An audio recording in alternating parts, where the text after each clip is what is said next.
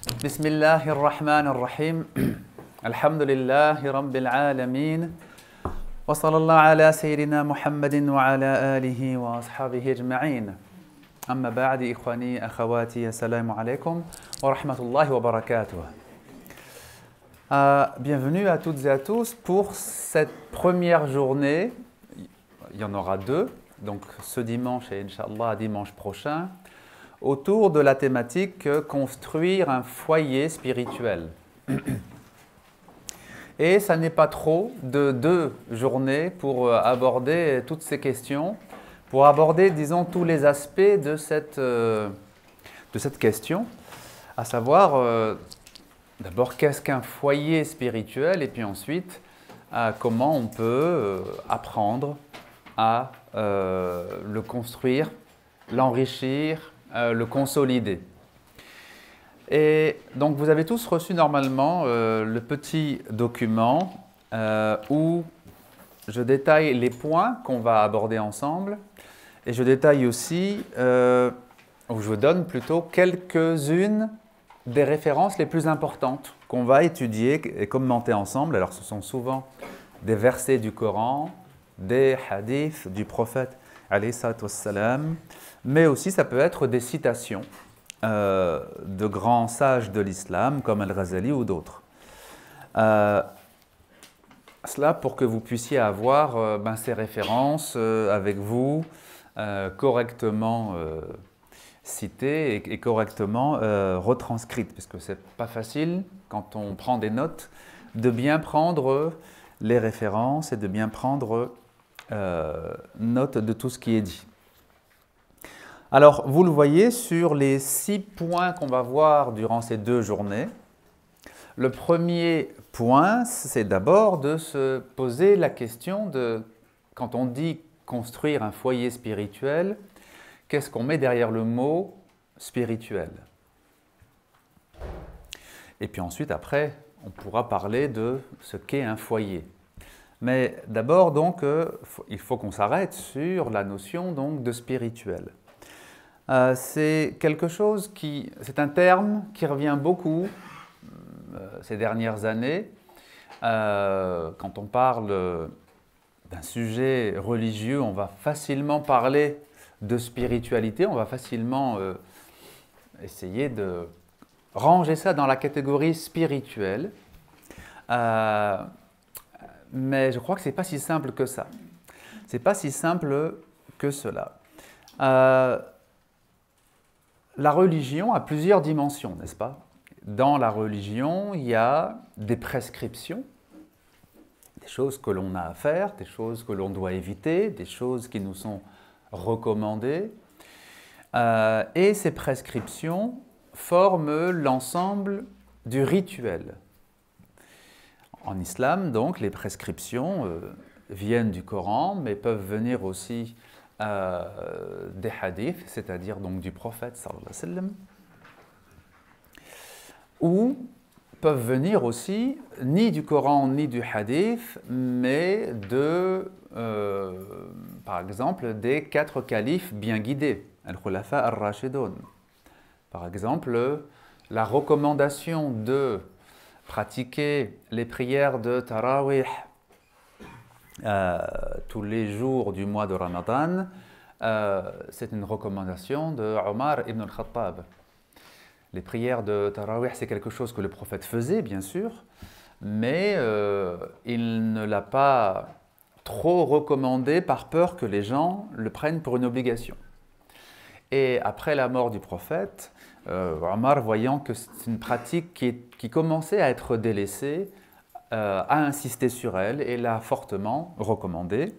Ça fait partie aussi donc des sources de prescription, ou des sources, disons, du rituel. Et plus largement, donc, il y a ce qu'on appelle al-amal. Al-amal, c'est la pratique des musulmans qui était celle de Médine, lorsque l'imam Malik, qui comme vous le savez est le fondateur d'une école juridique, fondateur important de l'école qu'on appelle al-Madhhab al-Maliki, L'imam Malik, en fait, ses sources, quand il déclare que telle chose est obligatoire, ou telle chose est simplement recommandée, ou telle chose est déconseillée, ou telle chose est interdite, quand il s'exprime donc sur les prescriptions, ça peut venir du Coran, ça peut venir du hadith, mais ça peut venir aussi de la pratique telle qu'elle était en place à Médine, donc ville du prophète, où a vécu l'imam Malik. Alors vous voyez donc le rituel a plusieurs sources, et bien sûr les plus importantes, ça reste quand même le Coran et le hadith. Maintenant qu'on a clarifié la notion de rituel, la religion, ce n'est pas simplement que du rituel, effectivement. La religion, c'est aussi un ensemble d'attitudes intérieures qui ne sont pas codifiables, qu'on ne peut pas en fait codifier. Le rituel est codifiable. Et qu'est-ce qu'un madhab? Qu'est-ce qu'une école juridique? C'est une façon de codifier le rituel de l'islam. Alors, les méthodologies ne sont pas tout à fait les mêmes chez l'imam Malik ou chez l'imam Shafi'i. La méthodologie diffère un peu. C'est pour ça que parfois, ils peuvent avoir des avis légèrement différents sur telle ou telle question de rituel. Mais il n'empêche qu'une école juridique, c'est la codification des prescriptions de l'islam. Une attitude intérieure, par exemple, la sincérité, la patience, ne sont pas des choses qu'on peut codifier.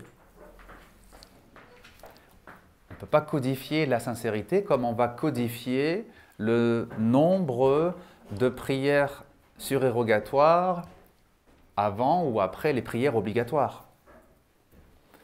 On ne peut pas en fait codifier cela. Pourquoi? Parce que ça fait partie des choses impondérables qu'on ne peut pas en fait mesurer. La sincérité, c'est un secret entre le croyant et Dieu. Le fait qu'on ne puisse pas donc mesurer, quantifier, codifier un aspect spirituel, ça ne veut pas dire qu'il n'est pas important. Ça ne veut pas dire qu'il est vague, qu'il est négligeable ou qu'il est secondaire. On ne peut pas le codifier, d'accord, mais il est tout aussi important que ce qui est codifiable. Alors, la tentation, dans beaucoup de religions, notamment la religion musulmane et la religion juive, c'est de s'attacher à tout ce qui est codifiable, tout ce qui est quantifiable. Parce qu'au moins c'est clair, je dois faire ça et je dois m'abstenir de ça. C'est tentant parce qu'on a l'impression qu'il est facile d'être un bon croyant si je suis à la lettre les prescriptions. Tandis que la sincérité, la patience, la générosité, c'est vague, on ne sait pas trop ce que c'est, alors on peut les mettre de côté. Il y a une tentation, disons, d'aller donc au plus simple, parce que c'est vérifiable. Je peux vérifier si j'ai bien fait le nombre de prières surrogatoires avant et après mes prières obligatoires dans la journée. Mais comment je peux vérifier si j'ai été sincère? Comment je peux vérifier si j'ai été patient? Comment je peux vérifier si j'ai été généreux, etc., etc. Donc, effectivement, il existe une tentation de s'accrocher au rituel, et c'est un travers qui a traversé l'islam et le judaïsme depuis des siècles. Et il existe aussi l'autre tentation, à savoir de négliger les prescriptions, en disant que l'important c'est l'état du cœur, l'important c'est ce que je vis à l'intérieur, l'important c'est mon intention, et donc les prescriptions, si je peux les faire, c'est bien, si je ne les fais pas, c'est pas essentiel. Et cette tentation-là, elle a marqué beaucoup le christianisme. Elle a beaucoup marqué l'histoire du christianisme, d'où le fait qu'aujourd'hui, par exemple, où sont les chrétiens qui jeûnent réellement la période de carême? La période de carême, c'est 40 jours de jeûne, de vrai jeûne. Bon, où sont-ils? Ils ont presque disparu. Peut-être encore dans quelques monastères, il y a encore des donc des moines qui prennent au sérieux le jeûne, mais malheureusement c'est très très rare, en tout cas chez la plupart des chrétiens, parce que cette idée que une prescription est secondaire par rapport à l'état du cœur, encore que, est-ce que vraiment il s'agit vraiment du cœur au sens profond du terme, c'est une autre question, mais en tout cas, l'intention. La religion manque à plusieurs dimensions, le rituel et le spirituel, et il s'agit de pouvoir trouver un équilibre si l'on veut véritablement cheminer. Il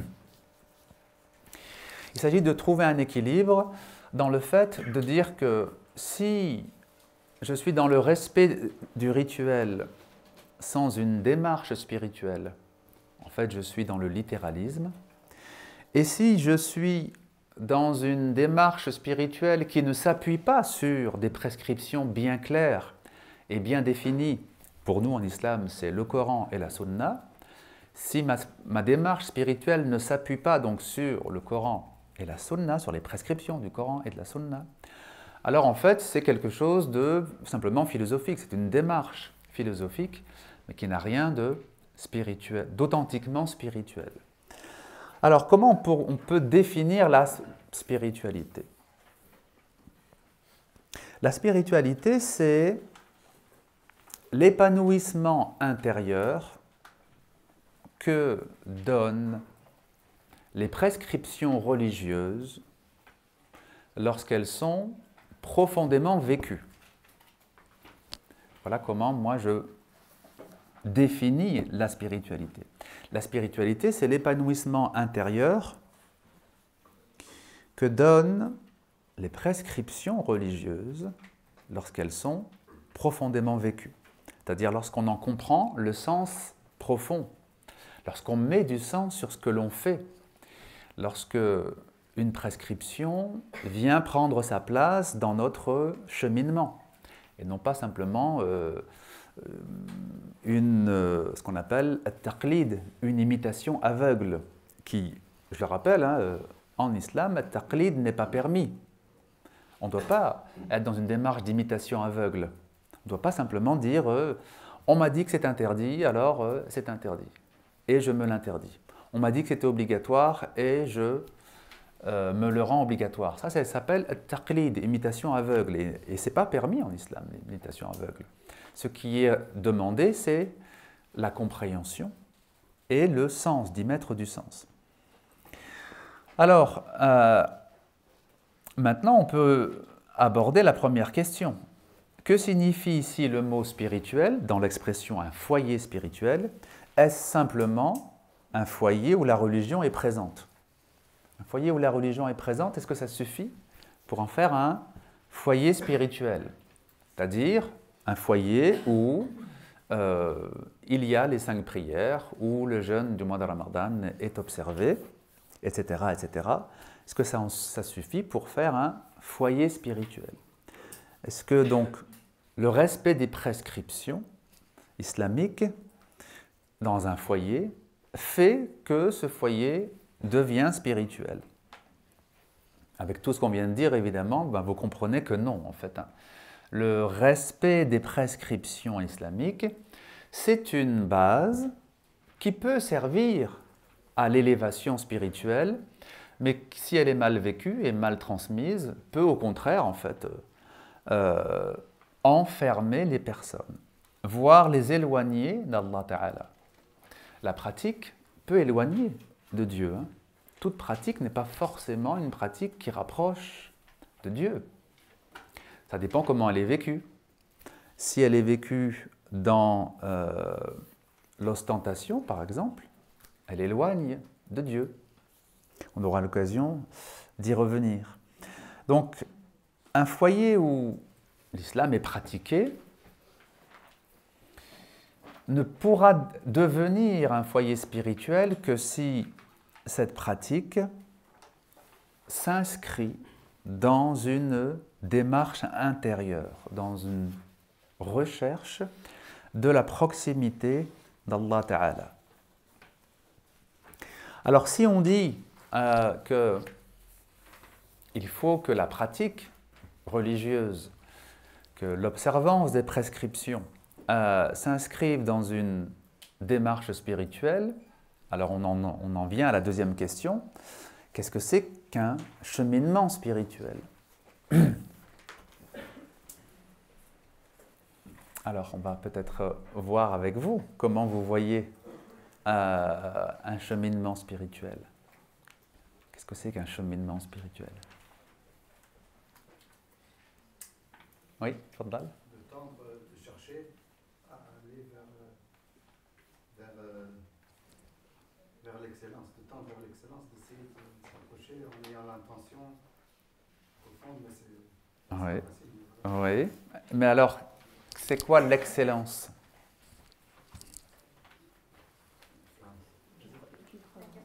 Bon, c'est un institut, déjà, on le sait, ça c'est sûr, mais en dehors de cet institut, de manière plus générale. Notre exemple, c'est La capacité à dompter son ego, son nefs. La capacité à dompter la nefs, l'ego, oui, ça en fait partie. Alors, on va prendre une personne à la fois, et puis après, on viendra à vous, oui? l'excellence, c'est Allah. On sait qu'Allah, il est excellent. Oui, d'accord. Et que le prophète, c'est le Coran qui marche. Oui. Si on essaye de tendre, après, il faut le vivre intérieurement. D'accord, oui. Donc, essayez de suivre le modèle prophétique, c'est ça? Essayez de tendre vers le modèle prophétique, oui. Mais il y a plusieurs façons de suivre le prophète. Il peut y avoir aussi une imitation aveugle, il peut y avoir aussi taqlid, c'est-à-dire j'imite ce qu'il faisait extérieurement, mais sans le suivre intérieurement, sans correspondre à ses qualités, par exemple. Si je fais comme il faisait, c'est-à-dire si je mange comme il mangeait et si je dors comme il dormait, mais si je ne me comporte pas avec les autres comme il se comportait, est-ce que ça s'appelle suivre le prophète?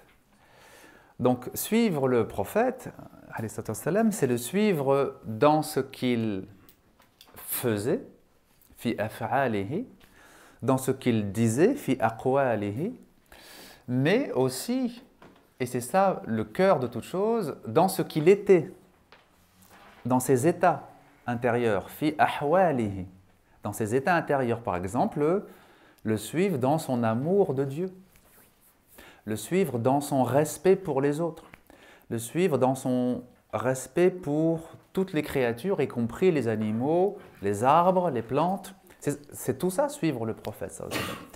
Alors, un cheminement spirituel, il se distingue d'une démarche simplement religieuse par le fait que le croyant cherche à se réformer intérieurement. Dans une démarche spirituelle, il y a la recherche de la transformation intérieure. C'est-à-dire que on ne veut pas être la même personne d'un mois sur l'autre, d'une année sur l'autre, d'une décennie sur l'autre, rester pareil, avec les mêmes défauts, avec les mêmes travers, avec les mêmes difficultés. En accomplissant des actes qui ne nous changent pas ou qui ne nous transforment pas, mais simplement en les accomplissant en espérant accumuler des hasanat, en espérant accumuler des mérites dans l'au-delà qui nous seront donc remis dans l'au-delà. Alors, la notion de hasanat existe et elle a son sens, bien sûr. Mais si j'accomplis un acte seulement pour les mérites qu'elle m'apportera dans l'au-delà, sans prendre conscience que c'est dès maintenant que cet acte doit me changer, c'est dès maintenant que cet acte doit me transformer, alors il n'y a pas de spiritualité. Il y a de la religion, mais sans spiritualité. Allah Ta'ala nous dit dans le Coran Inna as-salata tanha 'anil fahsha'i wal munkar wa la dhikrullahi akbar. Certes, la prière préserve des mauvaises actions et des turpitudes, de la perversité. Et le rappel de Dieu est plus grand encore. Alors, si l'on lit ce verset, c'est dans la sourate Al-Ankabut, c'est le verset 45 de la sourate 29, la sourate l'araignée, Al-Ankabut. Si on lit ce verset qui nous parle de la prière, il nous parle de quoi? De son effet ici et maintenant. Bien sûr qu'il y a des hasanat à la prière, qu'il y a des récompenses et des mérites dans l'au-delà, et que c'est important. Mais c'est dès maintenant que la prière doit travailler sur nous. C'est dès maintenant qu'elle doit nous changer et qu'elle doit nous élever intérieurement. Donc, un cheminement spirituel, c'est une façon de vivre sa foi qui est dynamique. Alors qu'une attitude simplement religieuse, c'est une façon de vivre sa foi qui est statique. C'est-à-dire qu'aujourd'hui, je suis tel que je suis avec mes qualités et mes défauts. Dans 5 ans, je serai pareil, et dans 10 ans, je serai pareil, voire peut-être même pire, avec plus de défauts, puisqu'avec l'âge, quand on ne se purifie pas, on empire, notre état empire. Le côté statique, disons, de la religion est lié au fait que l'on ne met pas de sens sur les prescriptions. Alors que le côté dynamique du cheminement spirituel est lié au fait que le croyant a conscience, ou disons, il met en pratique le verset qui est aussi un dua, une imploration. Rabbana atina fid dunya hasanatan wa fil akhirati hasanatan wa qina adhaban nar. Ô Seigneur, accorde-moi une belle part en ce monde et une belle part dans l'au-delà. Et ce verset, il commence par la belle part ici, dans l'ici-bas, et ensuite la belle part dans l'au-delà. Lorsque donc on comprend cela, on comprend que la foi doit être une nourriture au jour le jour qui vient en fait construire mon être intérieur, qui vient épanouir, disons, mon être intérieur.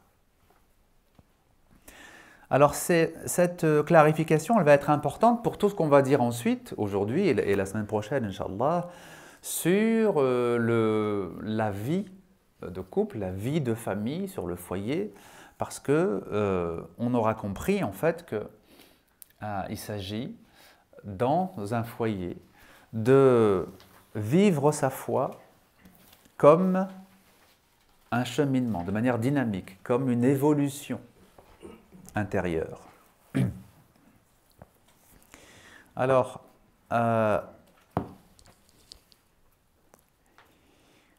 on peut passer à la deuxième question. Qu'est-ce qu'un foyer?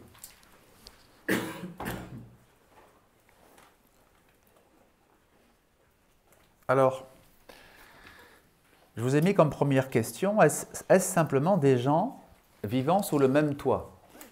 Si nous vivons sous le même toit, est-ce que ça fait, ou c'est suffisant, pour construire un foyer?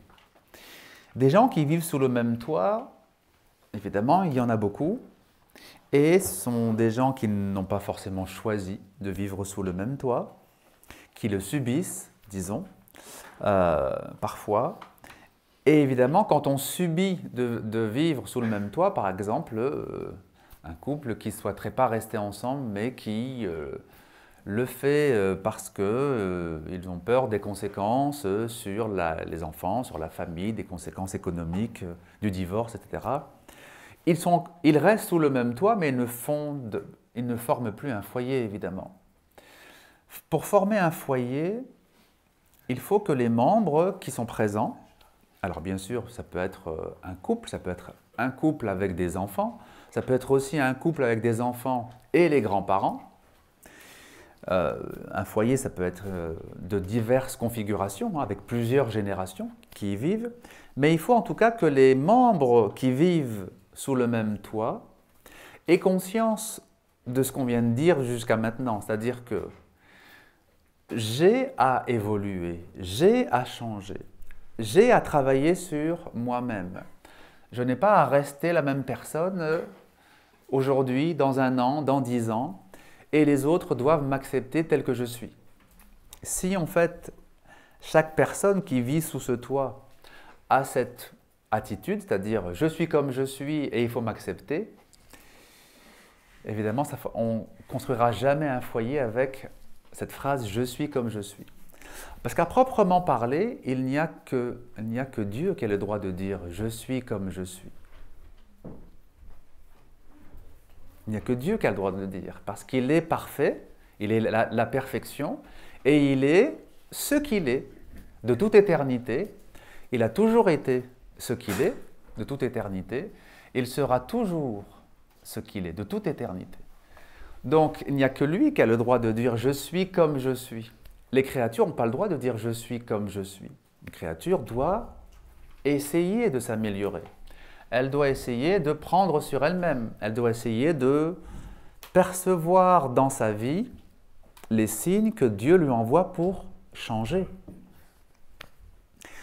Donc, on ne peut construire un foyer que si on a conscience que nous sommes là pour avancer, nous sommes là pour nous réformer. Et c'est la chose à la fois la plus importante et la plus difficile à réaliser. Parce que pendant longtemps, pendant des années en fait même, je dirais, la plupart d'entre nous avons une sorte de réflexe qui est de s'installer dans ce que je suis, s'installer dans mes habitudes, dans ma façon d'être. Parce qu'on a l'impression que si je m'installe dans ma façon d'être, eh bien, je vais obtenir un équilibre, je vais obtenir une stabilité. Et c'est faux. Si je m'installe dans ma façon d'être, c'est-à-dire si ce que je suis aujourd'hui, je le rends rigide, je ne vais pas obtenir de la stabilité et de l'équilibre. Je vais obtenir de la rigidité, de la dureté. Je vais être rigide et dur envers les autres. Mais c'est tentant parce que on a l'impression de la stabilité. Mais une fois qu'on prend l'habitude de la réforme intérieure, une fois qu'on prend l'habitude de l'examen de conscience, au contraire en fait, on n'a plus envie, on n'a plus cette tentation de s'installer dans un seul mode d'être, une façon d'être qui serait définitive. On est en perpétuelle évolution et on le vit bien et c'est ça qui devient notre équilibre. C'est exactement la même chose avec le nomade et le sédentaire. Le sédentaire, il a l'impression que sa maison en dur lui donne un équilibre parce qu'il vit au même endroit toute l'année avec quelque chose de réconfortant, des murs bien solides, des murs bien épais, etc. Et le nomade, lui, c'est autre chose, n'est-ce pas? Le nomade, lui, il est dans une toute autre configuration. Il est tout le temps en train de changer de lieu de vie. Et pour nous, qui vivons au XXIe siècle, être sédentaire, c'est la norme en fait. Un être humain, c'est normal qu'il soit sédentaire. C'est normal qu'il vive dans une maison en dur. Et pour nous, c'est le nomade qui est un peu bizarre, un peu exceptionnel. Il n'a pas de foyer stable, dans notre vision, je veux dire. Hein. Il n'a pas de stabilité. Il a une plus grande stabilité que nous. Une bien plus grande stabilité que le sédentaire. Et l'histoire est là pour le montrer. Les cultures nomades sont beaucoup plus stables que les cultures sédentaires, à tout point de vue. Au point de vue de la solidité, de la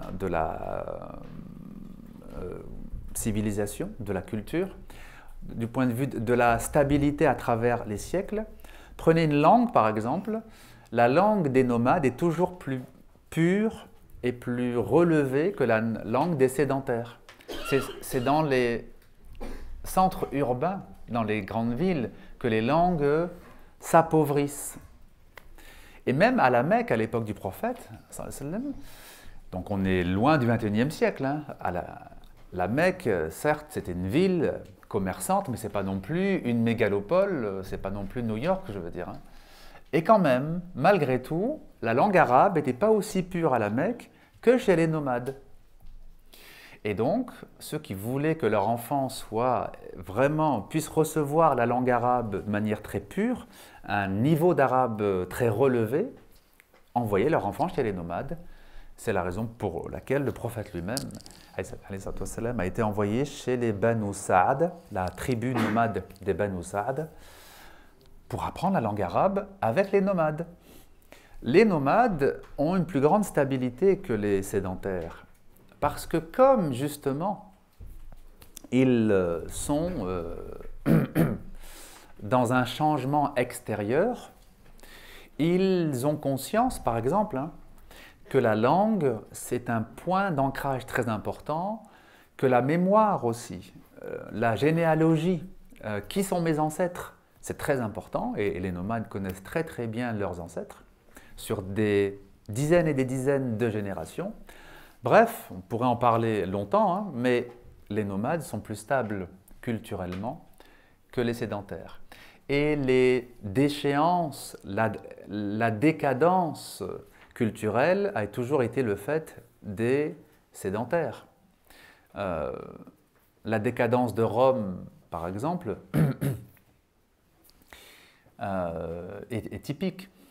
Mais même plus anciennement que cela, prenez les villes qui sont citées dans la Bible et dans le Coran, comme Qawm Lot, le peuple de Lot.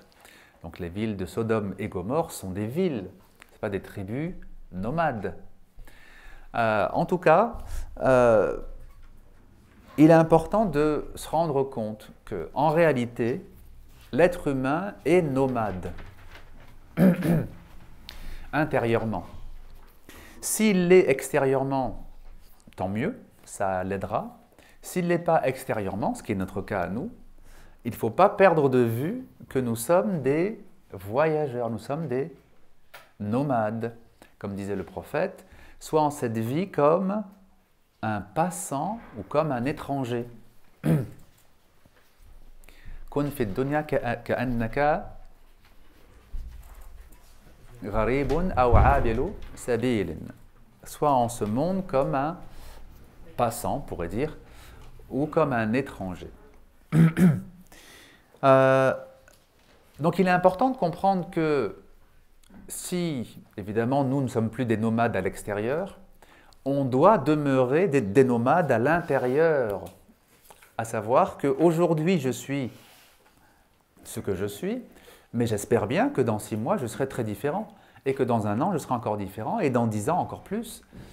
On a cette perspective évolutive, et non pas cette perspective d'ancrage définitif dans une façon d'être, dans un fonctionnement, disons, intérieur. Alors, évidemment, on verra que la spiritualité du foyer, ça commence par le couple, d'abord.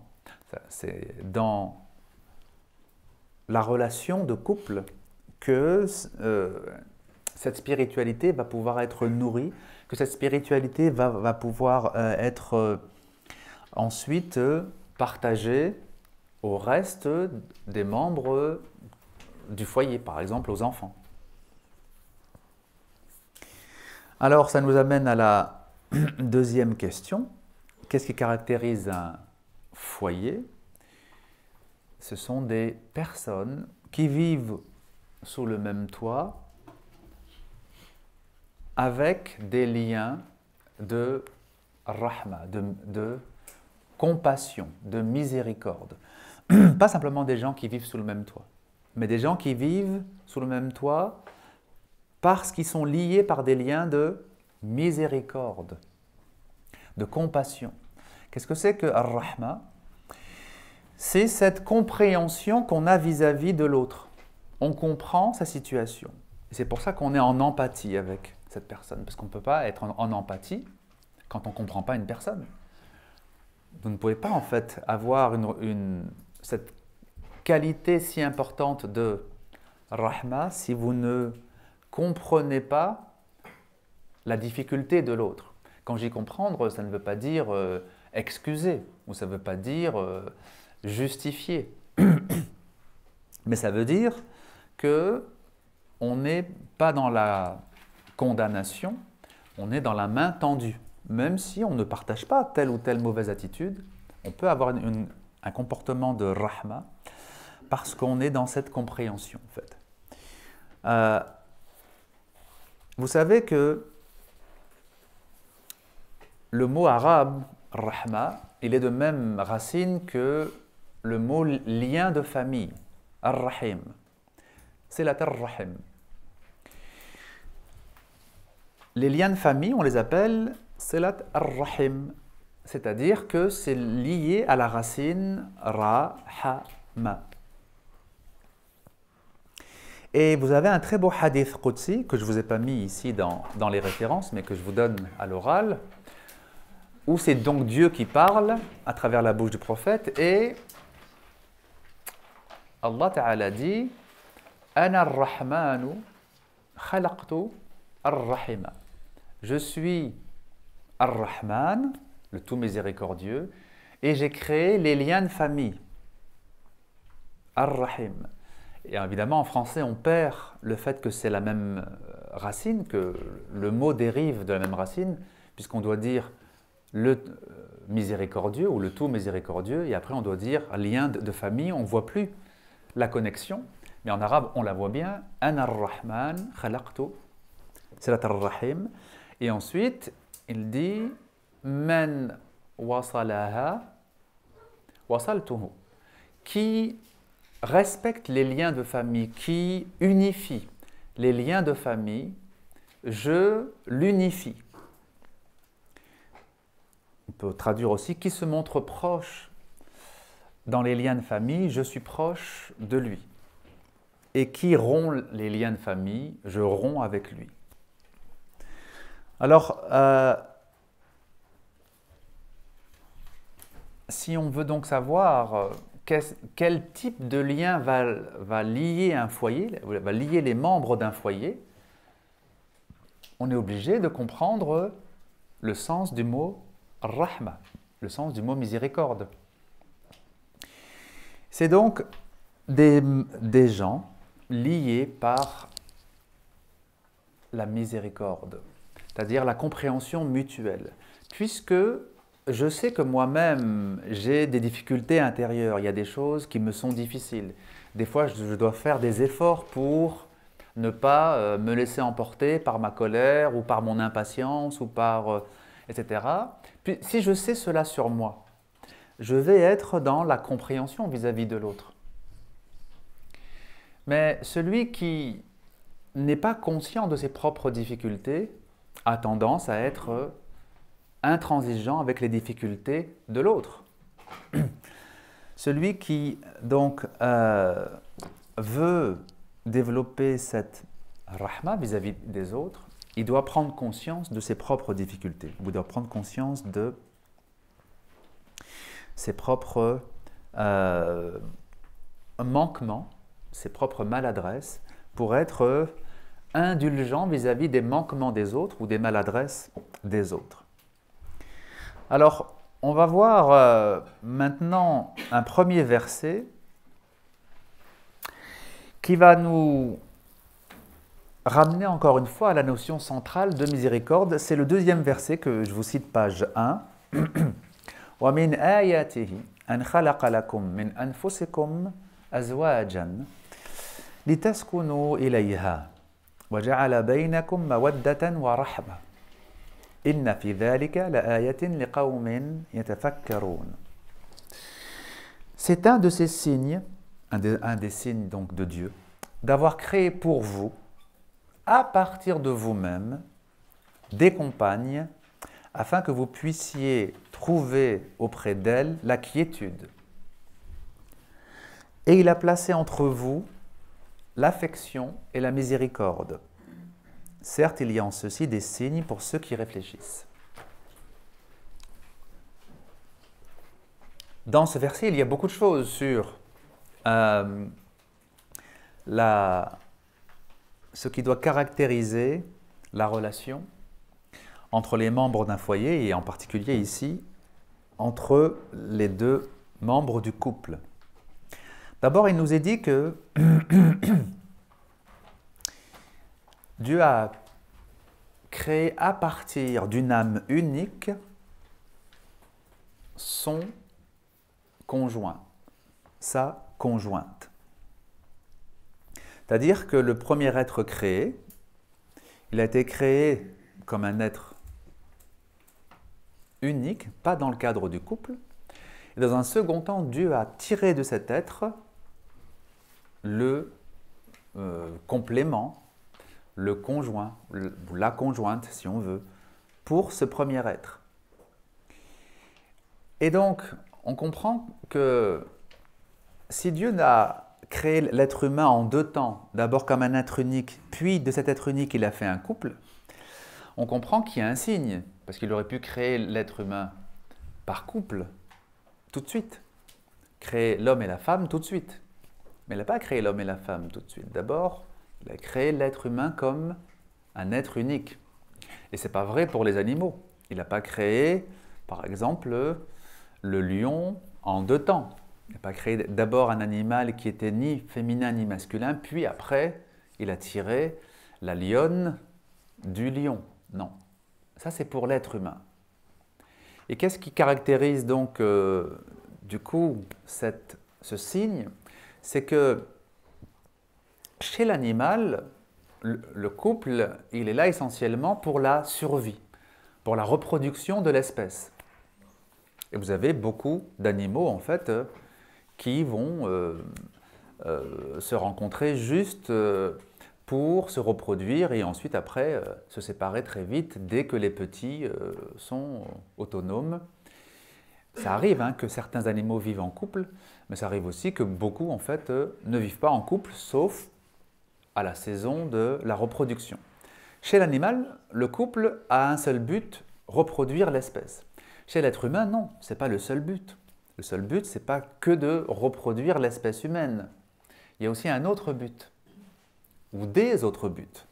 Et dans ce verset, quel est le but du couple? En arabe, vous avez la particule li devant le mot li taskunu ilayha. La particule li veut dire afin que, dans l'objectif de. Donc, il a créé pour vous, à partir de vous-même, des compagnes, afin que vous puissiez trouver auprès d'elles la quiétude, c'est-à-dire trouver la sérénité. Li taskunu ilayha. Le couple, c'est le lieu de la quiétude, de la sérénité. Et donc, il s'agit dans le couple de trouver une forme d'épanouissement qui manque à l'être humain parce que l'être humain n'est qu'une moitié. Il est une moitié puisque l'être humain a été créé d'abord unique, puis ensuite, en quelque sorte, Dieu a extrait de lui sa compagne, il en a fait donc un couple. Et donc le couple est comme le retour, on pourrait dire, à cette unité primordiale. Donc le but du couple, c'est d'abord la sérénité. Et c'est incroyable de voir à quel point, en fait, dans beaucoup de couples, ce n'est pas la sérénité qui règne, c'est la dispute. Ce n'est pas le calme. En fait, ils sont calmes quand ils sont séparés. Quand l'homme est à l'extérieur ou de son côté, ou quand la femme est à l'extérieur ou de son côté. Et quand ils sont réunis, qu'est-ce qui se passe? C'est très rapidement des discussions qui deviennent houleuse et le ton se lève très vite. Allah nous dit « Litaskunu ilayha » afin que vous trouviez auprès d'elle votre quiétude. Et donc c'est très important, dans un couple, c'est très important de prendre l'habitude d'instaurer une ambiance de calme, une ambiance de quiétude. Même quand on a des choses à dire ou même quand il y a des choses à rectifier, ou ça peut arriver évidemment qu'il y ait des choses à clarifier ou à rectifier. Même dans ces cas-là, il faut toujours respecter la quiétude. Puisque vous voyez bien que c'est le but même du couple. Si on ne fait pas cet effort de calme et de quiétude, on est à l'extérieur du sens spirituel du couple. On est complètement dehors en fait. Et ça, c'est directement exprimé dans ce verset du Coran. Et ensuite, Dieu ajoute encore des choses. Et il nous dit وَجَعَلَ بَيْنَكُمْ مَوَدَّةً وَرَحْمَةً. Et il a placé entre vous, c'est-à-dire entre les deux membres du couple, l'affection et la miséricorde.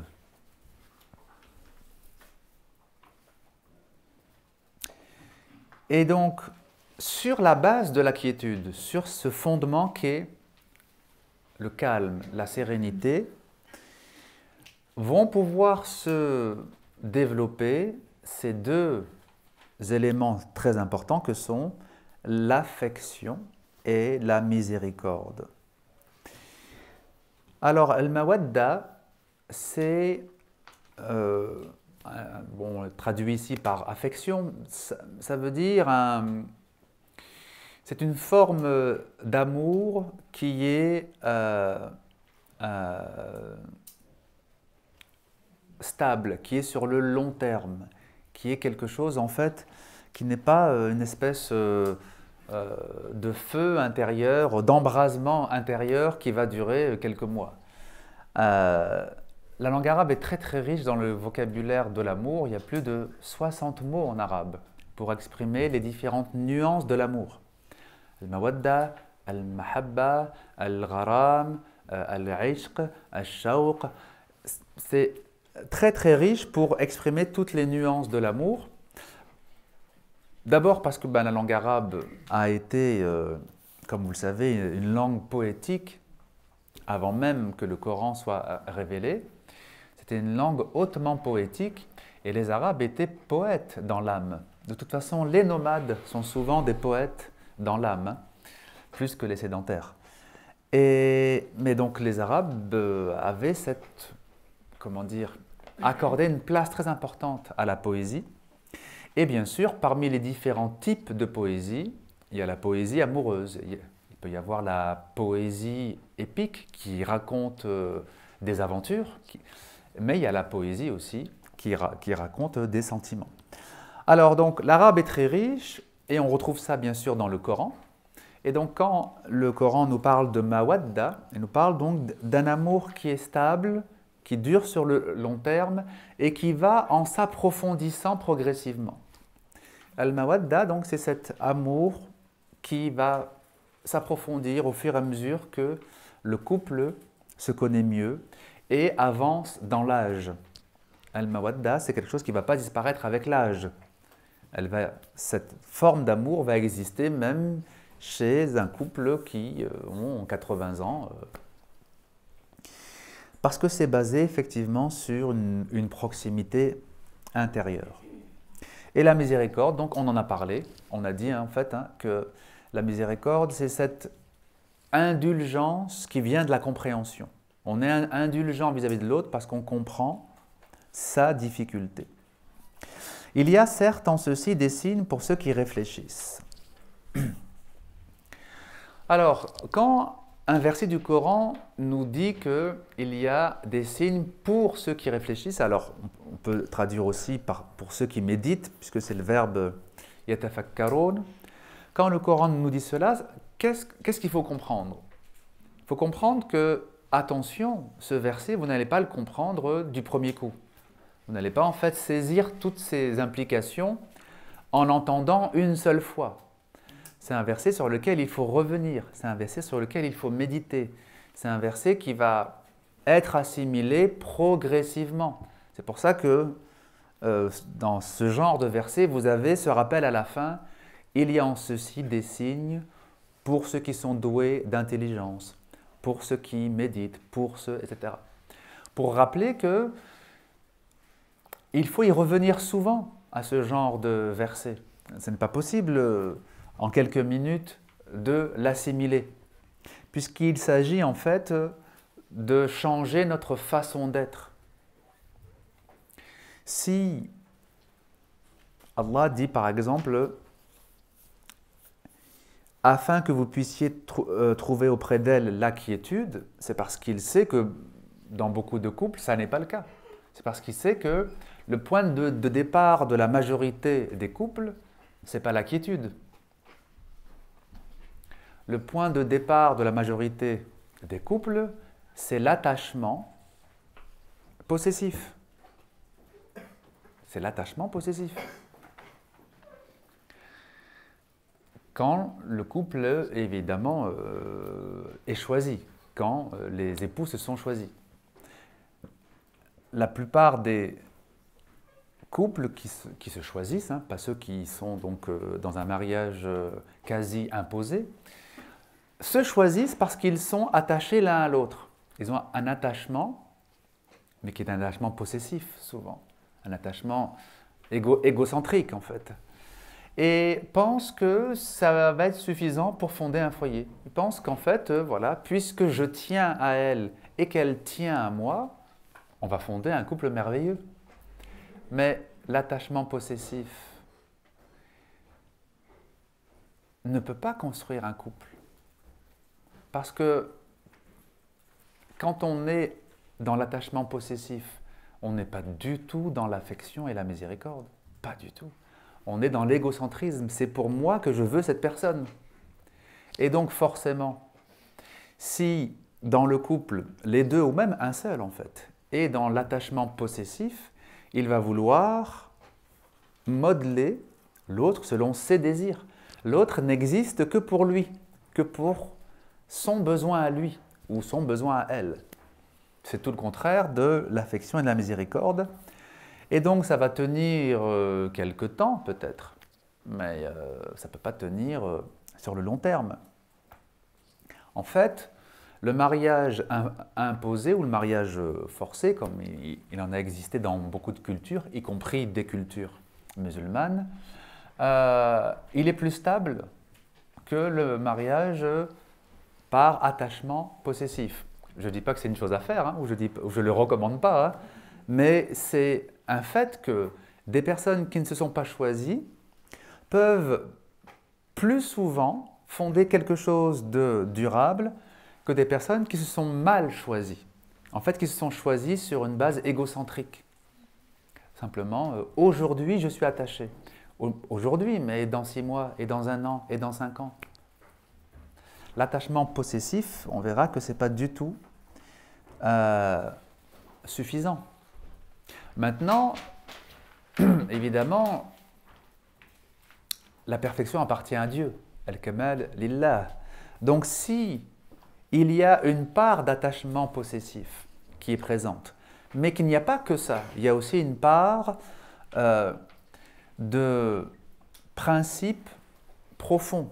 C'est-à-dire que cette personne, je suis attaché à elle de manière possessive, mais en même temps, je sais que c'est une personne qui a des qualités. C'est une personne qui est bienveillante. C'est une personne qui a de la patience. Si, en même temps que l'attachement possessif, il y a au moins une part de principe profond, c'est-à-dire ce que j'aime chez cette personne, c'est aussi les qualités réelles qu'elle a, c'est-à-dire sa patience, sa générosité. À ce moment-là, même s'il y a une part d'attachement possessif, ça peut disparaître avec les années. De toute façon, ça disparaîtra avec les années. Et le couple peut tout à fait devenir un couple solide parce qu'il y avait aussi une part de principe. Vous comprenez? Une part de qualité objective, pas subjective. Ce n'est pas que ça me plaît à moi, c'est que c'est bien en soi. la générosité, c'est un bien en soi. Maintenant, il se peut que ça me plaise à moi en plus, mais ça, c'est pas grave. Ce qui est important, c'est pas que ça me plaît à moi. Ce qui est important, c'est que c'est bien en soi. Une personne généreuse est belle en elle-même. Elle a une beauté intérieure. Maintenant, si ça me plaît, tant mieux. Si ça ne me plaît pas, tant pis pour moi. Mais c'est comme ça. C'est la réalité. Les qualités réelles sont en fait des formes de beauté. Pourquoi? Pourquoi les qualités sont vraiment des formes de beauté et pourquoi ce n'est pas subjectif? Parce qu'un non-croyant pourra dire « bah non, c'est subjectif, tu aimes les personnes généreuses et tu aimes les personnes patientes, c'est subjectif. Un autre peut aimer les personnes impatientes, il peut les trouver enthousiastes, il peut les trouver dynamiques, il peut les trouver… Évidemment, on peut tout relativiser, mais pourquoi nous savons que non en fait? Les qualités, quand on apprécie vraiment une qualité, ça n'est pas subjectif, c'est objectif. Ce n'est pas un goût personnel. Pourquoi? Parce que les qualités, qu'est-ce que c'est? C'est un reflet des attributs divins en l'homme.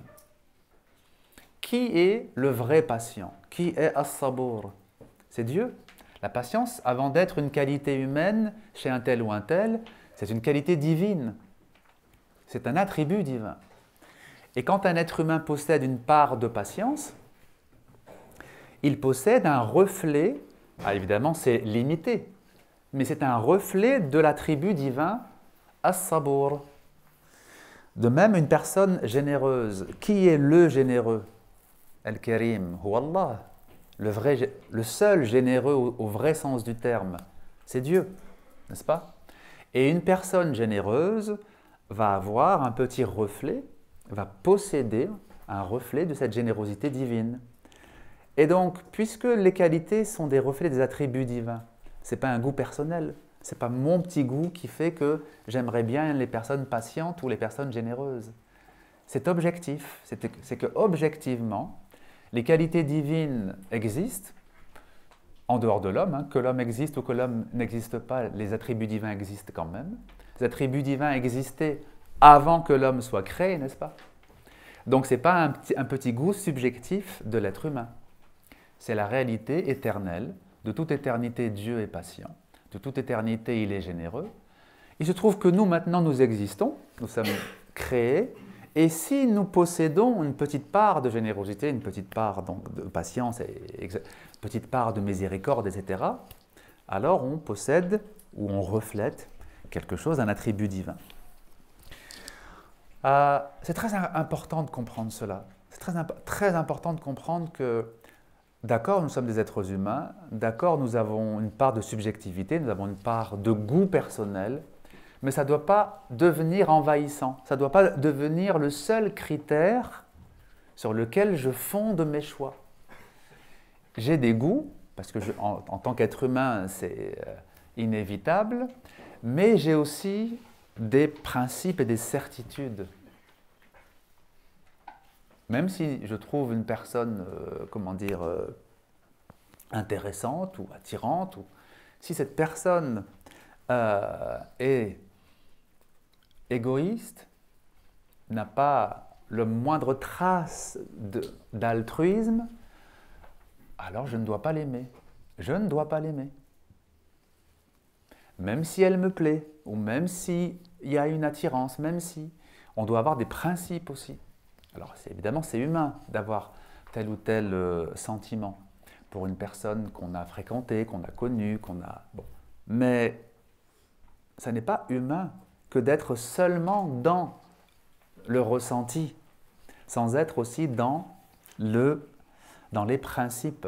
Il faut rééquilibrer donc cela.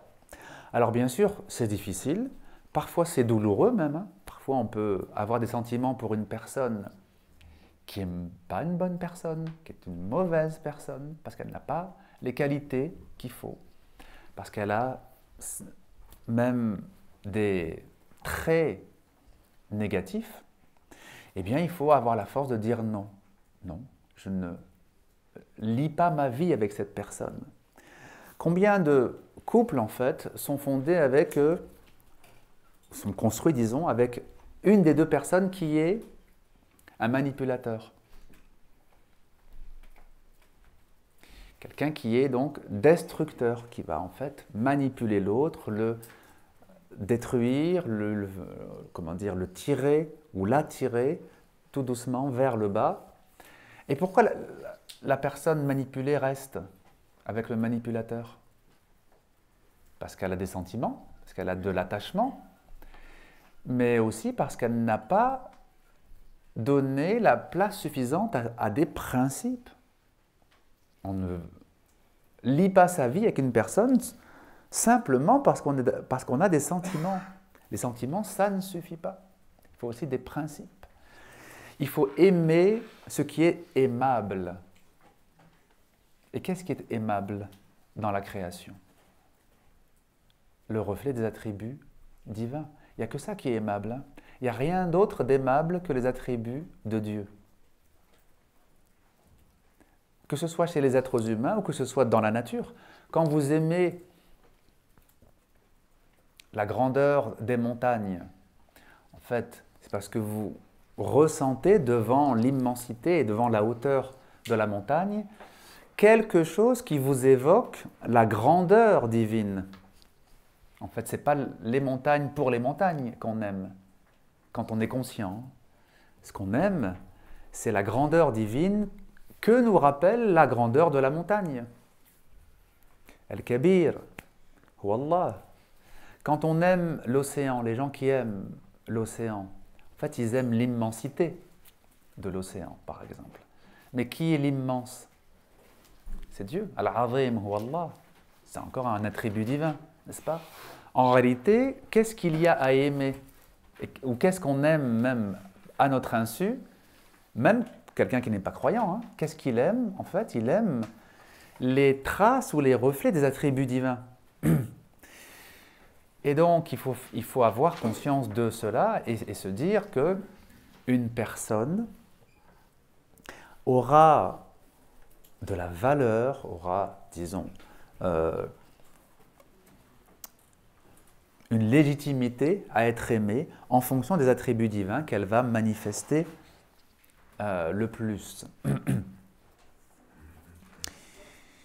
Alors, comme il est déjà 11h20, on va passer aux questions. Oui? Oui, mais comme on finit à midi, avec les frères, voilà. Oui. Parce que c'est trop court en fait, 30 minutes. Alors, pour les questions, vous pouvez prendre la parole directement et ceux qui souhaitent pouvoir le mettre par écrit, c'est possible aussi. Mais comme la salle est petite, on peut aussi les faire directement à l'oral. Oui. Oui. Quand vous parliez il faut de la miséricorde au sein du couple, et que vous disiez que la miséricorde n'est pas forcément du pardon, est-ce que vous pouvez un petit peu expliquer? Oui. Et répéter la question. Oui, alors, je vais répéter la question qui est donc liée à la miséricorde. J'avais dit que la miséricorde n'est pas forcément... Alors, je n'ai pas utilisé le mot pardon, j'ai utilisé le mot justifier le mal. Ce n'est pas forcément justifier le mal, ce n'est pas forcément accepter le mal. Effectivement, la miséricorde, ce n'est pas forcément accepter ce que la personne a fait. Parce que si ce qu'elle a fait est mauvais, il faudra lui faire comprendre que c'est mauvais. Il faudra lui faire comprendre qu'on n'est pas d'accord avec son acte. Il faudra lui faire comprendre qu'elle doit essayer de changer. La miséricorde, c'est le fait de ne pas condamner. Ne pas condamner. Parce que la condamnation, c'est dire « tu as fait quelque chose de mal, donc tu es mauvais » ou « tu mérites telle ou telle punition, tel ou tel châtiment ».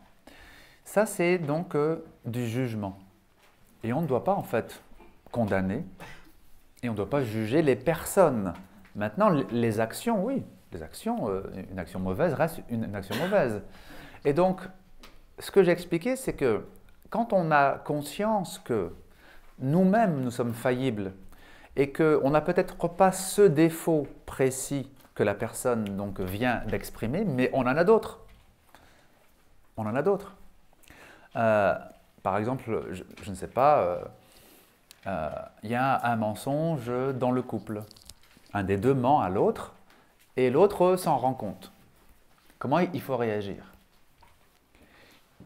Il ne faut pas dire que le mensonge, c'est rien, c'est pas grave, le mensonge, non, c'est une mauvaise chose.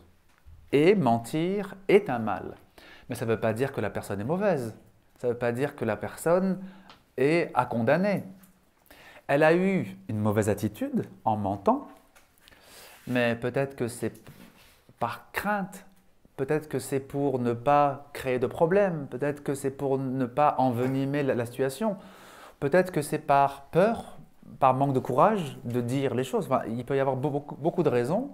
Et donc, on doit se montrer compréhensif parce que peut-être que la personne à qui on a menti, peut-être qu'elle n'a pas ce défaut-là, mais elle en a d'autres. Et comme elle en a d'autres, elle n'est pas bien placée pour condamner.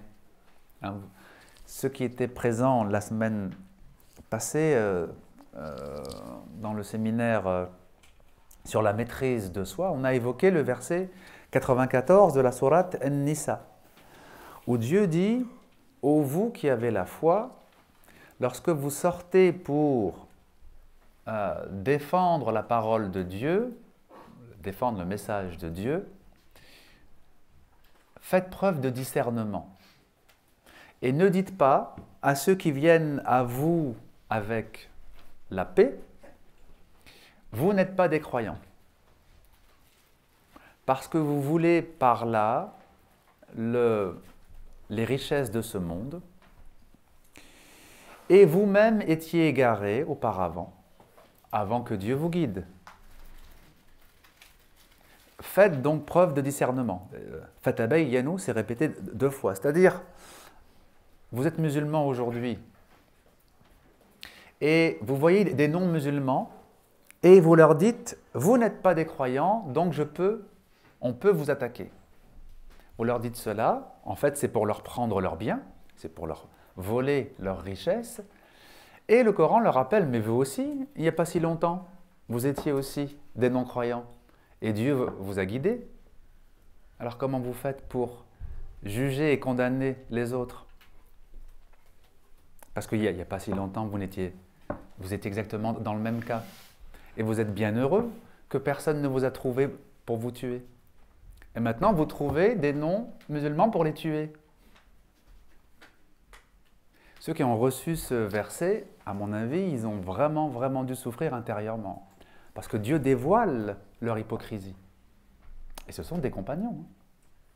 Ce sont des compagnons, puisque ce sont des contemporains du prophète. Mais c'est une hypocrisie inconsciente, c'est-à-dire que pour eux, voilà, on est les musulmans, très bien, voilà. Mais ce n'est pas comme ça que les choses doivent se dérouler. C'est-à-dire que, de même que vous avez trouvé, vous, une situation qui vous a aidé à devenir croyant, ces personnes peuvent aussi trouver une situation qui les aidera à devenir croyants. Et le fait de ne pas juger et de ne pas condamner, ça a été une des premières demandes que Dieu fait au prophète, dans la sourate Wad-Duha. La sourate, donc la clarté matinale, c'est une des toutes premières sourates où Allah réconforte le prophète après un temps de silence de la révélation. Et Dieu lui dit, tu n'es pas égaré, et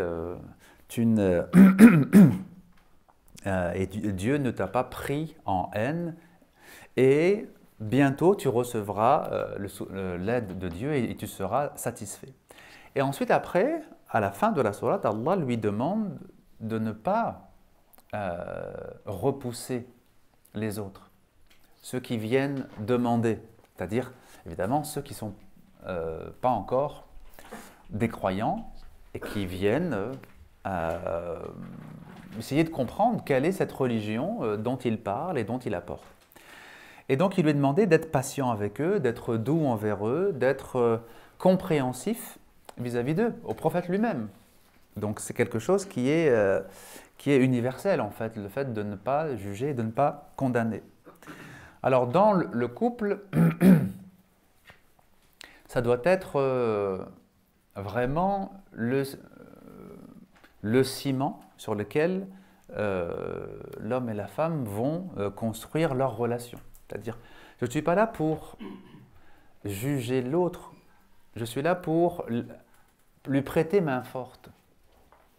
Je ne suis pas là pour mettre en lumière tout ce qui ne va pas chez mon épouse, chez mon époux. Je suis là pour lui prêter main forte pour le faire ou la faire évoluer. Vous voyez, en fait, la miséricorde, elle va s'exprimer dans le fait de se poser toujours la question « Comment je peux aider l'autre? Comment je peux être une aide? Dans quelle mesure je peux être une aide ?» Et le pardon, ça va être autre chose. Le pardon, ça va être quelque chose qui peut prendre plus de temps, par exemple. Si un des deux s'estime lésé ou s'estime, disons, défavorisé par un comportement ou par une attitude, ça peut prendre du temps pour que le pardon arrive. Par exemple, un des deux se rend compte que pendant plusieurs années, il y a eu un mensonge, par exemple. Bon. Celui qui va percevoir cela, il peut être blessé. Il peut ressentir une blessure du fait que elle m'a caché ou il m'a caché la vérité, alors que moi j'ai été transparent, alors que moi j'ai dit les choses telles qu'elles étaient. Donc un des deux peut être blessé et ça peut prendre du temps intérieurement pour qu'il pardonne. Mais la miséricorde, elle doit être immédiate en fait. On doit faire preuve de miséricorde à l'instant. Et le pardon, lui, il peut prendre du temps effectivement si on estime qu'on a été blessé, si on estime qu'on a été lésé. Oui. Une autre question? Je crois qu'il y avait... Vous aviez une question? Non? C'était vous, non? Qui avait une question? Ah, très bien. C'est par rapport au cheminement. D'accord. C'est vous qui avez posé la question, parce que pour vous, le cheminement... Ah oui, d'accord, oui. Oui. Comme c'est passé... Ah d'accord, ah bah très bien. D'accord, très bien. Monsieur, en derrière la dame. Oui. C'est par rapport... salam alaikum. Ouais, comme salam. C'est par rapport, lorsque vous parliez des gens qui veulent cheminer spirituellement, Oui. on doit tous être des nomades intérieurs. Oui. Et vous parliez, donc vous disiez aussi que être nomade à l'extérieur, ça peut aider. Alors je voulais savoir quel type de voyage on parle, si c'est explorer la terre pour voir les merveilles. Oui. Et en même temps, comment se servir de ces voyages-là comme support pour travailler notre intériorité. Oui, tout à fait. Oui. Donc, la question, elle a trait à ce que j'expliquais sur le fait qu'on doit considérer que la foi, c'est un chemin. La foi, c'est un cheminement, donc, et qu'on est, quelque part, des nomades intérieurement. Et que comme les nomades, en fait, on ne s'ancre pas définitivement dans un endroit pour y rester toute sa vie. Et donc, on ne s'ancre pas dans une attitude pour y demeurer toute sa vie. Bon. Et la question, donc, c'est de savoir de quelle façon, par exemple, les voyages peuvent aider au cheminement spirituel, c'est ça? Alors, évidemment, aujourd'hui, on ne peut pas être nomade au sens d'un mode de vie continu. Ça existe encore un peu hein, sur la Terre, et encore, il y a très peu de vrais nomades aujourd'hui.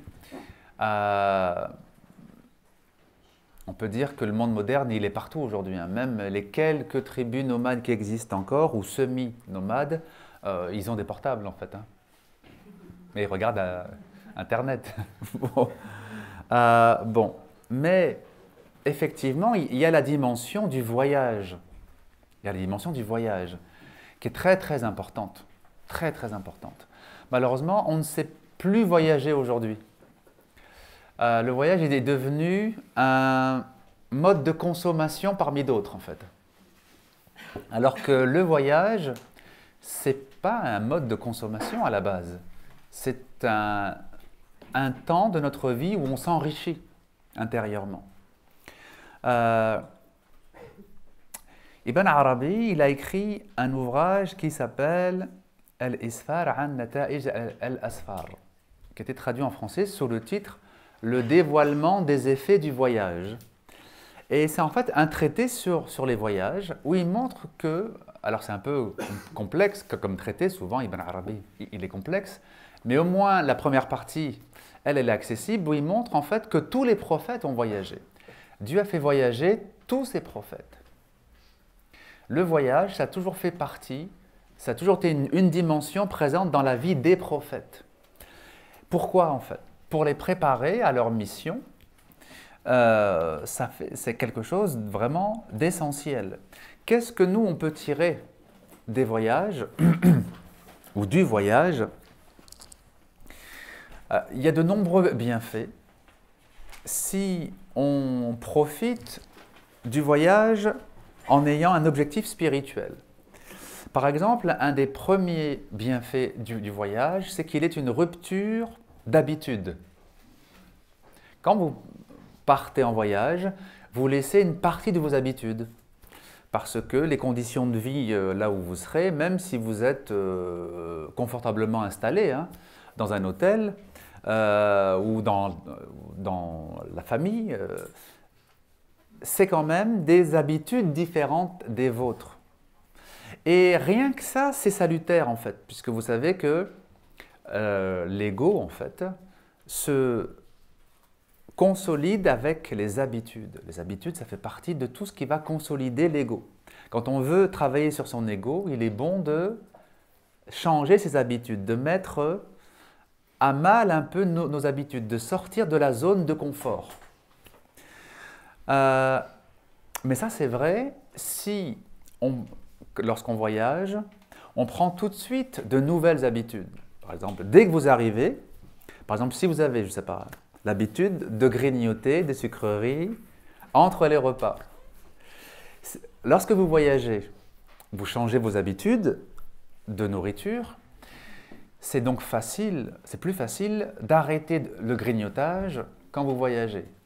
Si vous le faites dès les premières heures, dès le premier jour, mais si vous arrivez et que vous dites « bon, je commencerai seulement dans 2-3 jours à arrêter le grignotage, pour l'instant je grignote encore », non, là il est trop tard, votre ego est retombé sur ses pattes, parce que l'ego c'est comme un chat, hein, il retombe toujours sur ses pattes. Et il retombe très vite sur ses pattes. Donc il faut profiter de son petit malaise, son petit déséquilibre, pour lui changer tout de suite ses habitudes. Donc si, quand vous voyagez, vous changez vos habitudes, là le voyage, par exemple, il sert à quelque chose. C'est un premier élément. Un autre élément du voyage, c'est qu'il vous met en contact avec d'autres façons de vivre, avec une autre culture, avec une autre façon de voir la vie, de voir les rapports humains, de voir... Et ça peut être enrichissant aussi, ça peut être le moment d'une réflexion, d'une remise en cause. Vous savez qu'il existe, ça existe en France, mais certainement ça existe en Belgique aussi, des associations qui prennent des jeunes en difficulté, des jeunes par exemple qui sont dans la délinquance, et qui les prennent en voyage pour les sortir de leur milieu, les sortir du quartier par exemple, parce que c'est beaucoup plus facile pour eux de perdre les mauvaises habitudes en voyage, en sortant du milieu de vie habituel. Et donc, il profite, par exemple, de ce séjour pour faire, par exemple, des œuvres humanitaires. Parce que non seulement le jeune, il va être coupé de ses habitudes de quartier, par exemple, et puis il va découvrir aussi qu'il y a des gens qui vivent dans la difficulté, il y a des gens qui n'ont même pas d'eau, par exemple. Et que ces personnes doivent faire 2 heures aller, 2 heures retour pour remplir des bidons d'eau et les ramener à la maison.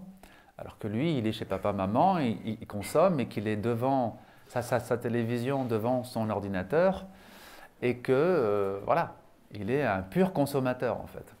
Bon, donc ça aide vraiment à prendre conscience de certaines choses. Le voyage, donc, il faut vraiment se dire, quand je voyage, c'est un moment de travail sur soi qui doit être plus intense qu'à la maison. Parce que c'est vraiment un moment privilégié. Un voyage, ça se prépare longuement. Beaucoup d'entre nous, en fait, quand on voyage, on le prépare très peu. On se dit, bon, on va aller au Maroc, en Algérie, en Tunisie, on va voir la famille, et puis peut-être on fera 1 ou 2 sorties. Il n'y a rien de préparé, il n'y a rien de conscient, il n'y a rien de réellement structuré. Un voyage, on doit vraiment le structurer. Si on a de la famille à voir, et c'est une bonne chose évidemment, on va rendre visite à sa famille, mais on doit faire en sorte aussi que le voyage soit un temps de partage spirituel dans le couple et avec les enfants si on a des enfants. Parce que c'est un moment privilégié puisque c'est un moment où on est en dehors des obligations quotidiennes. On est en dehors des obligations professionnelles ou scolaires, etc. On a donc beaucoup plus de temps libre et donc on peut partager des choses qu'on ne partagerait pas habituellement parce qu'on est pris par le quotidien. On verra aussi que tout à l'heure, peut-être cet après-midi, oui, peut-être cet après-midi, on verra à quel point en fait le quotidien, c'est quelque chose qui est souvent envahissant. Et beaucoup de foyers en fait ne partagent presque rien parce que simplement les tâches du quotidien les envahissent. Les tâches du quotidien, c'est-à-dire faire les courses, faire à manger, déposer les enfants à l'école, aller chercher les enfants, leur donner le bain. Et ben voilà, la journée elle est finie. Et les parents sont épuisés. Toute leur énergie est partie dans les actes du quotidien. Mais les actes du quotidien, ce n'est pas la vie. C'est des éléments indispensables de la vie, mais ce n'est pas la vie. Si la vie, c'est les actes du quotidien, si la vie, c'est simplement faire les courses, faire à manger et prendre son bain, quelle drôle de vie. Mais il se trouve que beaucoup de personnes, en fait, éprouvent une telle difficulté à gérer les actes du quotidien qu'il n'y a plus rien après en dehors de ça. Alors, pour les voyages et pour les vacances, il n'y a pas d'excuses, ou il y a moins d'excuses du quotidien. Quand on est en voyage, on n'a pas toutes les obligations habituelles de la maison. Et donc, c'est vraiment un temps privilégié où on doit se dire que ce temps de partage, c'est un temps privilégié durant l'année. Oui, une autre question ?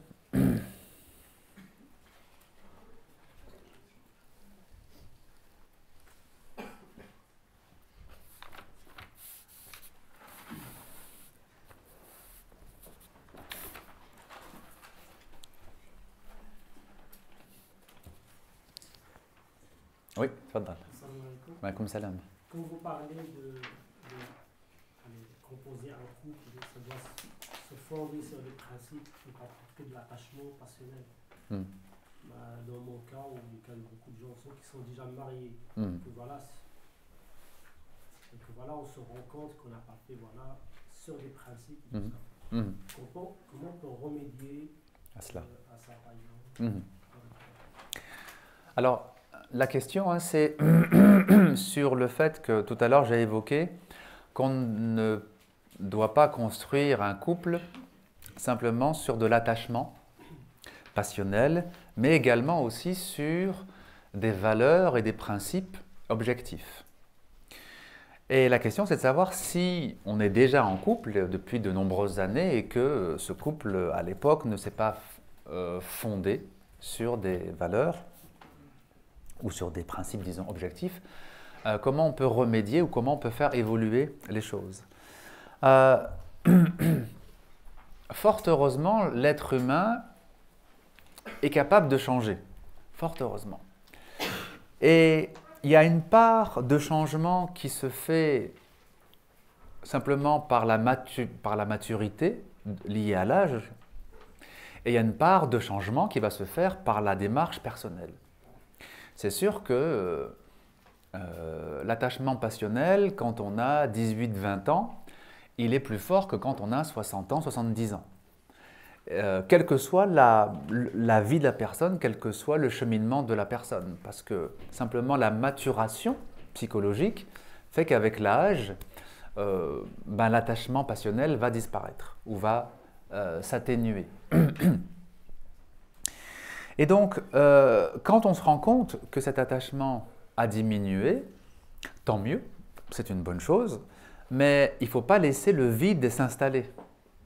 Parce que sinon, on a deux personnes qui vivent sous le même toit sans se parler, sans se regarder, sans se connaître, parce qu'il n'y a plus l'attachement passionnel du début, mais il n'y a pas non plus l'autre aspect, l'aspect plus profond, l'aspect spirituel. Donc il ne faut pas laisser le vide s'installer. Il faut se dire, cet attachement passionnel qui s'est affaibli, c'est un bien, tant mieux, mais maintenant il faut aussi y mettre du sens spirituel.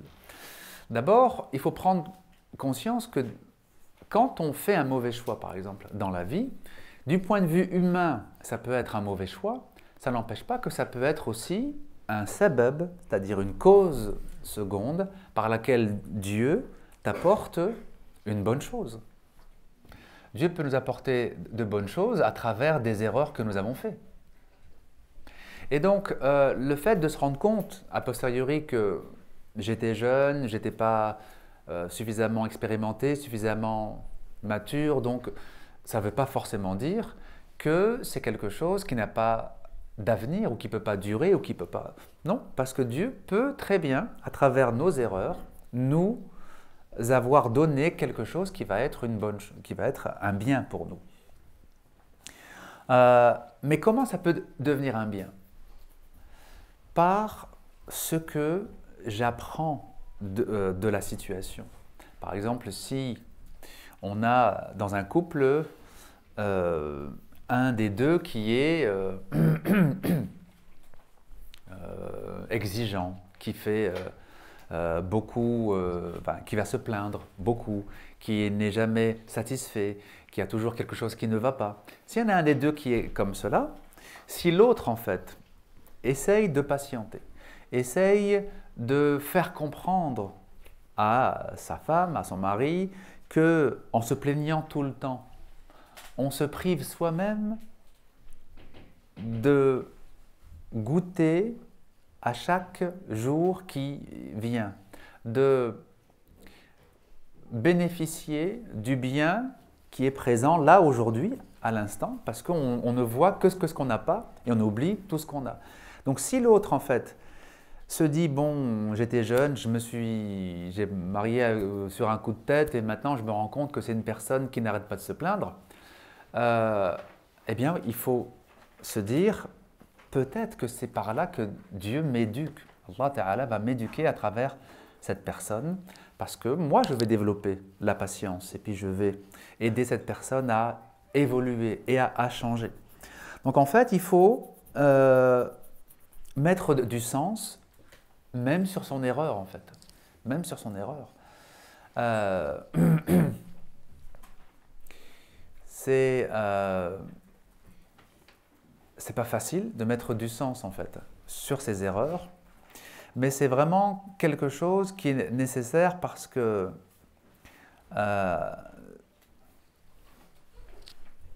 l'être humain n'est pas tellement capable, ou c'est rare en tout cas, d'être capable d'évoluer quand tout va bien.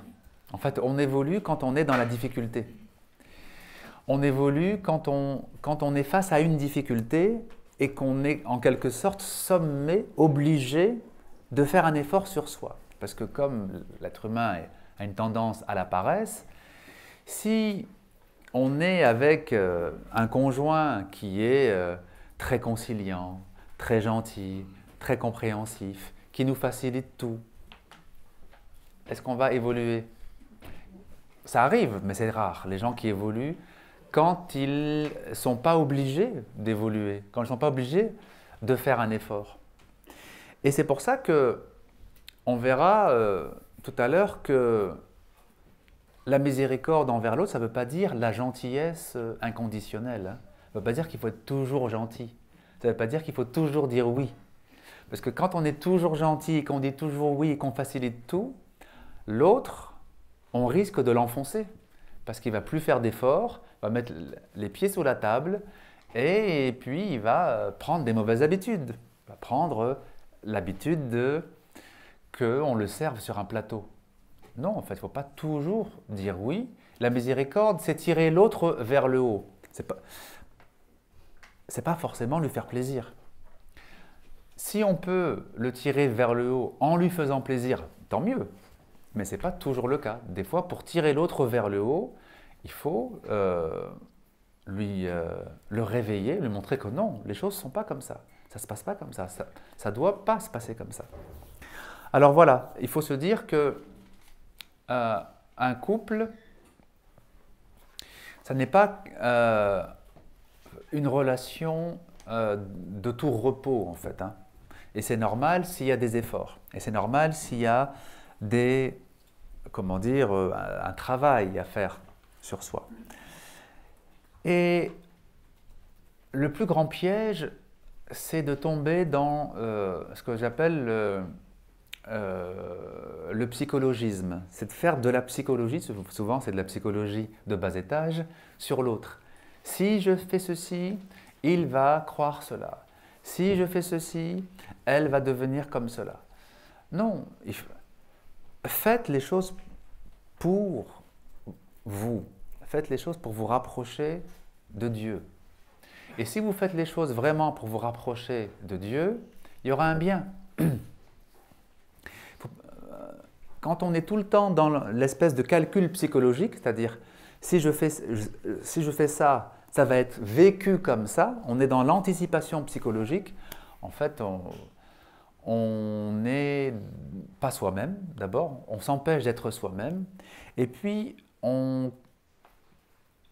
quelque part on est manipulateur en fait. On entre dans une sorte de manipulation. On fait les choses seulement parce qu'on attend que l'autre reçoive ça, ou comprenne ça, ou réagisse comme ça. Non, on fait une chose parce qu'elle est bien. Parce que c'est un bien de le faire.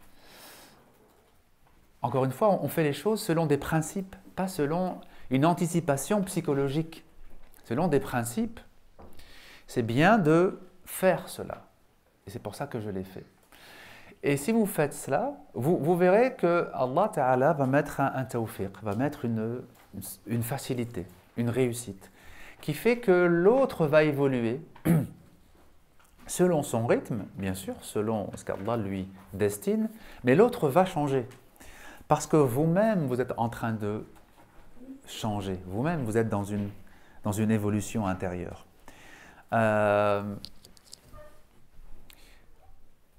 L'anticipation psychologique, c'est vraiment un grand piège aujourd'hui. Vraiment, on est dans une culture, aujourd'hui on baigne dans une culture où on est tout le temps dans l'anticipation psychologique. Et puis, depuis quelques décennies, vous avez remarqué, il y a beaucoup d'émissions psychologiques où les gens viennent parler de leur psychologie. Des émissions où les gens viennent dire, voilà, j'ai vécu telle et telle difficulté, telle et telle épreuve. Les gens viennent dire que dans leur enfance, ils ont subi tel et tel traumatisme, ou bien les gens viennent dire qu'ils ont vécu la mort d'un proche qui est parti d'un cancer et puis ils vont parler de leur deuil. Bon, on fait beaucoup d'émissions psychologiques. Il faut faire attention. Il faut vraiment faire attention à ne pas développer une espèce de, comment dire, de déformation psychologique. On va tout psychologiser. On va tout rendre, tout voir à travers la psychologie. C'est pas une bonne chose. C'est pas une bonne chose. Et c'est d'autant plus vrai, c'est d'autant plus, j'allais dire, marquant que, bon, les émissions, hein, comme ça, où on fait de la psychologie, en plus, c'est plutôt superficiel, disons, c'est plus du témoignage que de la vraie psychologie. Ces émissions ont commencé il y a plusieurs décennies, mais la communauté musulmane, elle vit depuis le début des années 2010 un tournant aussi. Et les deux vont finir par se rejoindre. La communauté musulmane, depuis le début des années 2010, est sortie du tout rituel, al-halal ou al-haram. Il y a encore 20 ans, l'obsession de beaucoup de gens dans la communauté, c'était le halal et le haram. Voilà. Et puis les discussions tournaient autour de ça et les questions tournaient autour de ça, etc. Aujourd'hui, il y a beaucoup de recul qui a été pris par rapport à ça et parfois trop de recul aussi. C'est-à-dire qu'on en vient à négliger ces questions de prescription, comme j'en ai parlé au tout début, alors que les prescriptions ont leur place très importante. Et on fait beaucoup de psychologie aussi. Et on voit donc des intitulés islamiques avec développement personnel, coaching, ceci, cela, avec... et encore une fois, c'est souvent de la psychologie faible, de mauvaise qualité, très peu profonde, et où on va psychologiser. C'est pas une bonne chose. C'est pas une bonne chose. Alors bien sûr que le halal et le haram et l'insistance sur tu dois faire cela et tu dois faire cela, sinon tu vas aller en enfer, bien sûr que c'est pas une bonne chose. Mais tout psychologiser, c'est pas une bonne chose non plus. Parce que la foi, c'est pas de la psychologie. La foi n'est pas du domaine psychologique. Alors je ne dis pas que tout est mauvais hein, dans la psychologie. Comme il ne faut pas dire non plus que les prescriptions ne sont pas importantes, il ne faut pas dire non plus que la psychologie n'a rien à dire ou qu'elle n'a pas son utilité. Elle a son utilité dans son domaine à elle, qui n'est pas le domaine spirituel, qui n'est pas donc le domaine de l'éducation spirituelle. L'éducation du prophète, sallallahu alayhi wa sallam, ce n'est pas de la psychologie. Hein. Il n'a pas fait de la psychologie. Il a éduqué spirituellement, ce qui est tout autre chose. Tout autre chose. Et vous allez voir que ça va se développer dans les années qui viennent et que ces discours-là vont prendre de plus en plus de place. Et c'est inévitable parce que c'est un mouvement de fond. Et une communauté, c'est comme ça, elle est marquée par des mouvements de fond qui durent en général quelques décennies et personne n'y peut rien parce qu'une communauté, c'est une communauté. Des millions d'âmes, ça ne se guide pas à la baguette. C'est des mouvements de masse. Et quand un mouvement de masse se fait, c'est comme ça. Vous voyez, rien qu'un mouvement de marche, par exemple, prenez 100 000 personnes qui marchent, prenez 100 000 personnes ou 200 000 personnes lors du Hajj. Quand il y a un mouvement de foule, personne ne peut arrêter ça. Comment vous voulez faire? Si il y a un mouvement de foule dans le mauvais sens et que vous êtes pris dedans, et donc très régulièrement, il y a des morts parce qu'un mouvement de marche en foule, ça a une force terrible. Et donc, c'est inévitable. Le fait que pendant une trentaine d'années, on va dire des années, non plus, une cinquantaine d'années, des années 60 aux années 2010, on a été dans le rituel, dans le halal haram. C'était inévitable dû à des tas de choses. Il y a des tas de facteurs sociologiques, historiques, etc., qui ont fait que c'était inévitable. De même, aujourd'hui, c'est inévitable la psychologisation à outrance de la foi, pas simplement de l'islam, bien sûr, mais de toutes les religions, mais de la foi musulmane, puisque c'est de ça dont nous parlons ce matin, c'est inévitable. Maintenant, en tant que mouvement de fond, c'est inévitable. Après, chacun est libre, hein. Chacun est libre de se dire qu'est-ce qui est juste dedans et qu'est-ce qui n'est pas juste. Qu'est-ce qui est vrai, qu'est-ce qui n'est pas vrai. Qu'est-ce qui est valable et qu'est-ce qui n'est pas valable. Et ce n'est pas parce que c'est à la mode que c'est forcément bien. Ce n'est pas parce que c'est une nouvelle tendance que c'est forcément bien. Parce qu'une communauté, comme je vous le disais, elle passe toujours d'un excès à l'autre, toujours. Ça n'existe pas une communauté qui passerait d'un excès à l'équilibre. Ça n'existe pas. Comme un balancier, en fait, quand vous le tirez à droite, il ne revient pas à l'équilibre. Si vous le tirez à droite, il part à gauche. L'équilibre, c'est la démarche personnelle de chacun. C'est à chacun à trouver l'équilibre. Par exemple, on a parlé ce matin de l'équilibre entre le rituel, les prescriptions, et le spirituel. Et on a dit que les religions, par exemple le judaïsme, s'est beaucoup enfermé dans le rituel. Le christianisme, lui, a presque abandonné son rituel. C'est inévitable. Une communauté, elle est toujours excessive. Toujours, toujours, toujours. Et à l'intérieur de cette communauté, ce sont les croyants qui doivent faire leur effort personnel de rééquilibrage. Vous voyez? Voilà, donc ça c'est vraiment très important de le comprendre. Peut-être qu'aujourd'hui, ce n'est pas encore suffisamment marqué pour que tout le monde le voit bien, mais vous verrez que dans 2 ans, 3 ans, 5 ans, ce sera très très marqué. Il est midi. Alors, une dernière question. Oui? J'ai une question assez spécifique en fait, en lien avec ce qui vient d'être dit. Oui. J'aime beaucoup l'idée donc de la notion de rahma, d'accompagnement, avec ce qu'on disait tout à l'heure ce matin, l'objectif, le fait aussi peut-être de se dire qu'on ne doit pas être cartésien, se dire si je fais ça, ça aura tel effet, mais vraiment avoir un travail sur soi, ça aura un effet immédiat. Tout à fait. Moi j'ai une question qui sort un petit peu du système familial, Uh-huh. dans le marché du travail. Quand on coordonne une équipe, ici en l'occurrence de non-musulmans, certains croyants mais pas du tout, est-ce qu'on peut faire des analogies par rapport à cette démarche et à ce processus?